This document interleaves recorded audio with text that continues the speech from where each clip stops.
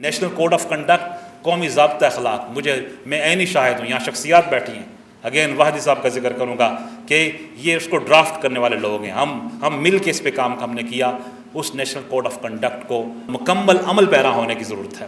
ہم محبت کا درس دیتے ہیں، ادب کا درس دیتے ہیں اور ادب کے فروغ کی بات کرتے ہیں۔ ہم بلاسفیمی اور ہر طرح کی بے ادبی اور اس کو ریجیکٹ کرتے ہیں، اس کا کوئی گنجائش نہیں ہے۔ ایون ہم باقی مذاہب کے مقدسات کی توہین کی، اس کو بھی ہم کبھی کہتے ہیں قابل قبول نہیں ہے۔ ہم نے ایون یہاں فورمز پہ مطالبہ کیا، میں یو کے میں تھا ایک کانفرنس میں، ہم نے کہا یونائٹڈ نیشنز کو چاہیے لیجسلیشن کرے، ہر طرح کی بلاسفیمی کو ریجیکٹ کرے اور تمام مذاہب کے مقدسات کی توہین پر قانون بنائے۔ اہم بات ہمارے لیے پاکستان کی سولیڈیرٹی ہے، پاکستان کا استحکام ہے، پاکستان کا دوام ہے، اس کا ہم پہرا دیں گے، جس کے لیے قربانیاں دی ہیں ہماری قوم نے، قربانیاں دی ان مشائخ علماء نے جو نیشنل نیریٹو کے آتھرز ہیں، بانی ہیں، اس کے رائٹرز ہیں، انہوں نے بہت بڑا ان کا کردار ہے۔ لوگ تانے دیتے تھے لوگ اکٹھے نہیں ہو سکتے، انہوں نے اکٹھا